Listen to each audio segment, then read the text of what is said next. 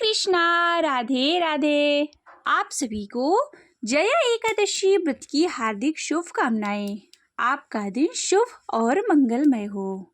आज आप सभी श्रवण करेंगे जया एकादशी व्रत की कथा, साथ ही सुनेंगे तुलसी माता की कथा। कहा जाता है कि जया एकादशी की व्रत कथा सुनने मात्र से ही व्यक्ति के जीवन के सारे पाप नष्ट हो जाते हैं एवं मोक्ष की प्राप्ति होती है।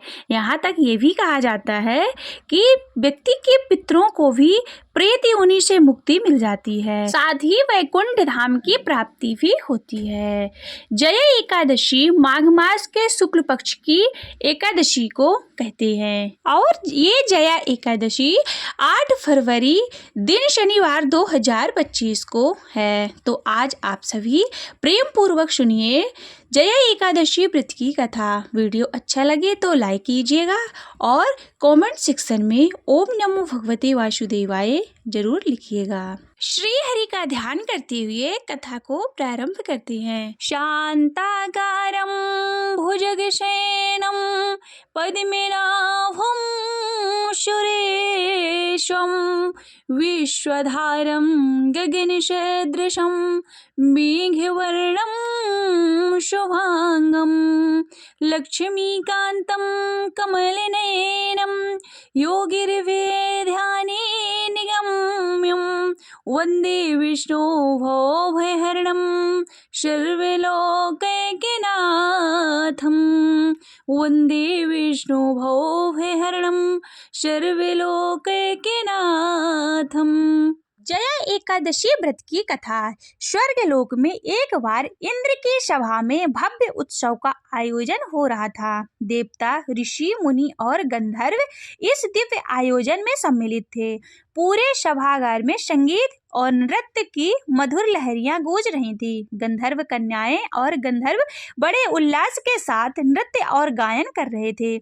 उन्हीं में से एक थी रूपवती पुष्पवती, जिसकी मोहक नृत्य मुद्राएं सबका मन मोह रही थी। वही गंधर्व माल्यवान अपनी सुरीली वाणी से सभा को मंत्रमुग्ध कर रहा था। इसी के बीच अनहोनी घट गई। पुष्पवती की दृष्टि जैसे ही माल्यवान पर पड़ी, वह उसके सौंदर्य और आकर्षण में खो गई। भावनाओं को प्रवाह में बहकर वह अपने नृत्य लय से भटक गई। उधर माल्यवान की भी उससे सौंदर्य छटा में ऐसा खोया हुआ कि उसका गायन वेसुरे स्वरों में बदल गया। यह दृश्य देखकर इंद्र सहित समस्त सभा विस्मित रह गए। इंद्रदेव ने क्रोध की ज्वाला से भड़क उठे और उन्होंने दोनों को तुरंत सभा से निष्कासित कर दिया। उनके कठोर वचन गूंजे, तुम दोनों अपने कर्तव्य से विमुख हो गए। अब तुम्हें पिशाच योनि का कठोर दंड भुगतना होगा।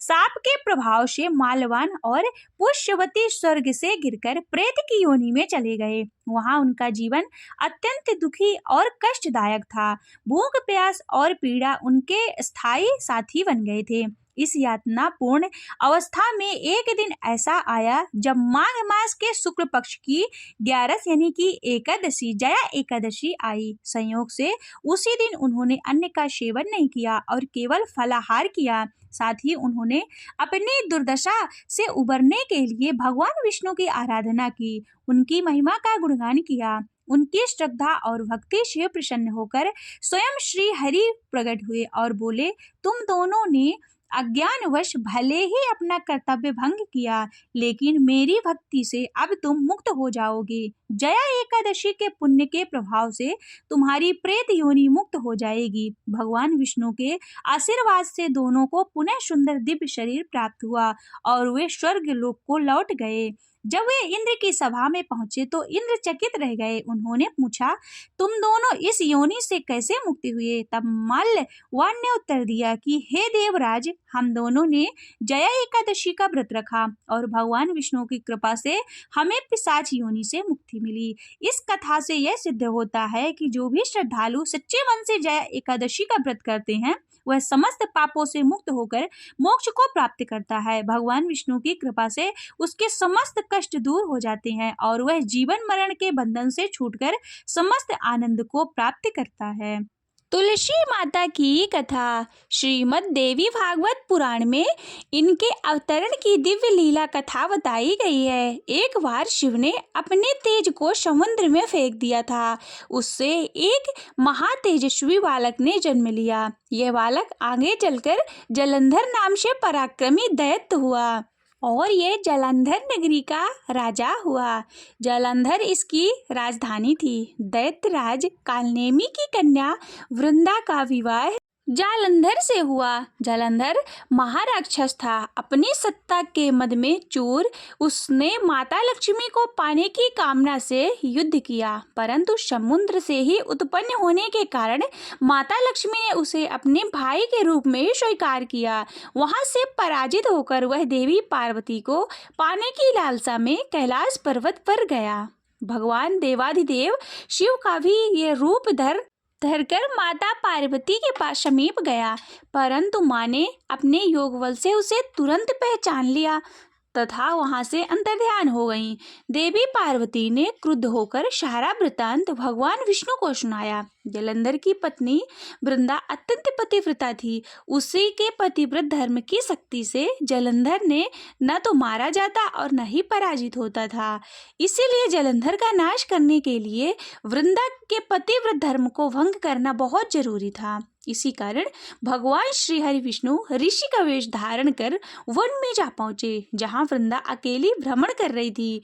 भगवान के साथ दो मायावी राक्षस भी थे, जिन्हें देखकर वृंदा भयभीत हो गई। ऋषि ने वृंदा के समीप पल में दोनों को भस्म कर दिया। उनकी शक्ति को देखकर वृंदा ने कैलाश पर्वत पर महादेव के साथ युद्ध कर रहे अपने पति जालंधर के बारे में पूछा। ऋषि ने अपने माया जाल से दो वानर प्रकट किए। एक वानर के हाथ में जालंधर का सिर था और दूसरे के हाथ में धड़ था। अपने पति की यह दशा देखकर वृंदा मूर्छित होकर गिर पड़ी।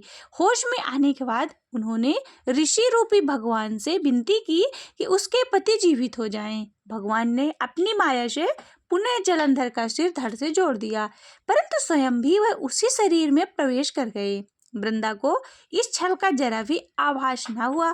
जालंधर बने भगवान के साथ वृंदा पतिव्रता का व्यवहार करने लगी, जिससे उसका सतीत्व भंग हो गया। ऐसा होते ही वृंदा का पति जालंधर युद्ध में हार गया।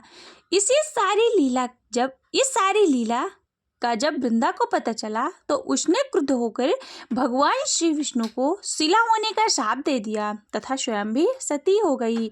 जब वृंदा भस्म हुई, वहां तुलसी का पौधा उगा। भगवान विष्णु ने वृंदा से कहा कि हे वृंदा, तुम अपने सतीत्व के कारण मुझे लक्ष्मी से भी अधिक प्रिय हो। अब तुम तुलसी के रूप में सदा मेरे साथ रहोगी। जो मनुष्य भी मेरे शालिग्राम रूप के साथ तुलसी का पूजन करेगा, उसे इस लोक और परलोक में भी स्थान प्राप्त होगा। जिस घर में तुलसी होती है, वहाँ के यमदूत भी असमय नहीं जाते। गंगा व नर्मदा के जल में स्नान तथा तुलसी का पूजन बराबर माना जाता है, चाहे मनुष्य कितना भी पापी क्यों न हो। मृत्यु के समय जिसके प्राण मंजरी सहित तुलसी और गंगा जल मुख में रहकर निकल जाते हैं, वह पापों से मुक्त होकर वैकुंठ धाम को प्राप्त होता है। जो मनुष्य तुलसी व आंवले की छाया में अपने पितरों का श्राद्ध करता है, उसके पितर भी मोक्ष को प्राप्त होते हैं। श्री विष्णु चालीसा। विष्णु सुनिए विनय, सेवक की चित लाए।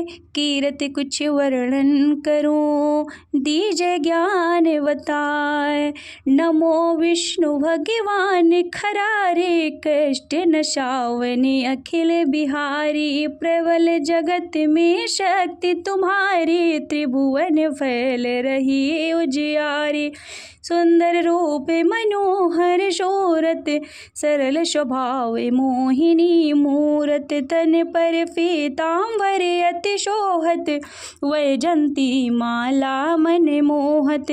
शंख चक्र गदा विराजे, देखत दैत्य असुर दल भाजे। सत्य धर्म मद लोभ न गाजे, काम क्रोध मद लोभ न छाजे। संत भक्त सहज मन रंजन, धनुजय असुर दुष्टन दल गंजन।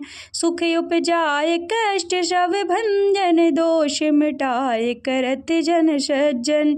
पाप काटे भव सिंधु उतारण, कष्ट नाश कर भक्ति उबारण, करते अनेक रूप प्रभु धारण, केवल आप भक्ति के कारण, धरणी धेनु वन तुम ही पुकारा, तब तुम रूप कराम का धारा, भारी उतारे असुर दल मारा, रावण आदि की को संहारा, आप बारह रूप बनाया, हरिणाक्ष को मारे गिराया, धर्मत्स्य धन सिंधु बनाया, 14 रत्नन को निकलाया, अग्निलखर असुर द्वंद मचाया, रूप मोहिनी आप दिखाया, देवन को अमृत पान कराया, असुरन को छवि से बहलाया, कूर्म रूप धर सिंधु मचाया, मंद्रांचल गिरि तुरत उठाया,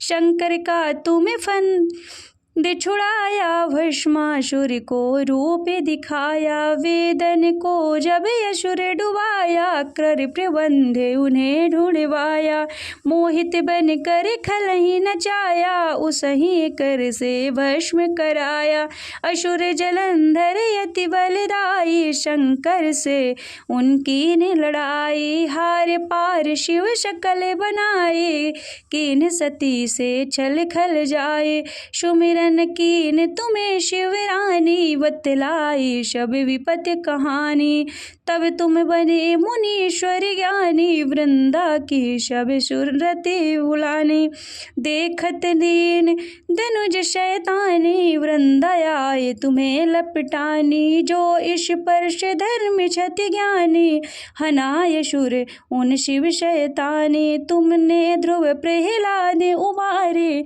हिरणाक्ष कुश को आदि खल मारे, गणिका और अजामिन तारे, बहुत भक्त भव सिंधु उतारे, हर ही सकल संतापे हमारे, कृपा करहूँ हर सिरजनहारे, देखा हूँ मैं निज दर्श तुम्हारे, दीन बंधु भक्तन हितकारी, चैते आप का सेवक दर्शन, करहूँ दया अपनी मधुसूदन, जानू नहीं योग्य जप पूजन हो, यज्ञ स्तुति अनुमोदन, शील दया संतोष सुलक्षण, विदित नहीं वृतिमो बोध विलक्षण, करहूँ आपका किस विधि पूजन, कुमति विलोक होते दुख भीषण, करहूँ प्रणाम कौन विशो विधि सुमिरन, कौन भांति मैं करहूँ समर्पण, सुर मुनि करते सदा शिवकाये, हर्षित रहते परम गति पाए, दीन दुखीन शब सदा कहाये, निज जन जान लेवे अपनाई, पाप दोष संताप नशाओ, भव बंधन से मुक्ति कराओ, सुख संपत्ति से सुख उपजाओ, निज चरणन का दास बनाओ, निगम सदा ही विनय सुनावे, पढ़े सुने जो जन सुख पावे।